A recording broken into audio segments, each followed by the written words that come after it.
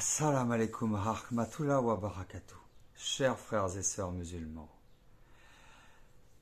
ne répondez pas au mal par le mal. Voilà le petit rappel d'aujourd'hui. Et je suis bien placé pour parler de ça parce que combien de fois sur les réseaux sociaux je me suis fait insulter de raciste. Oui, c'est Karl LV3D, le raciste. Oui, pourquoi avoir invité un raciste? Oui, Karl LV3D, c'est un escroc. Karl LV3D, c'est un voleur. C'est un faux musulman. Combien de fois je me fais insulter? Combien de fois je me fais traîner dans la boue, humilier dans l'espace commentaire sur ma chaîne YouTube ou sur Instagram ou même des fois ici ou partout. Ne répondez pas au mal par le mal. Même si on a envie de répondre au mal. Non, ne répondez pas au mal par le mal.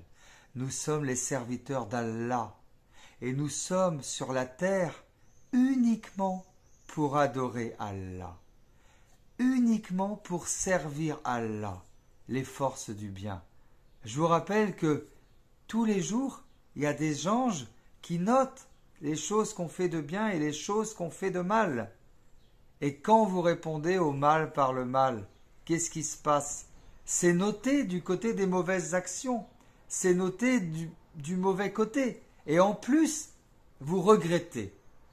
Et en plus, on regrette. On regrette parce que c'est noté, parce que c'est écrit. Et le jour du jugement, Allah Azzawajal nous le reprochera. Ne répondez pas au mal par le mal. Remettez-en uniquement en Allah. Allah les voit. Et ils remplissent leurs livres, eux aussi. Remettez-en uniquement en Allah. Ne répondez jamais au mal par le mal. On est musulmans, frères et sœurs. On est du côté du bien. On doit montrer l'exemple. On doit montrer le bon comportement. C'est ça, être musulman. C'est avoir le bon comportement.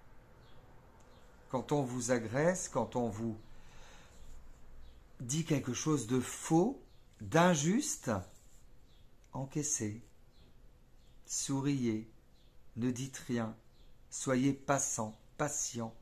Combien de fois le prophète sallallahu alayhi wa sallam s'est fait insulter, s'est fait rabrouer, s'est fait rabaisser? Vous savez ce qu'on faisait au prophète quand il faisait sa prière, quand il faisait sa rakat?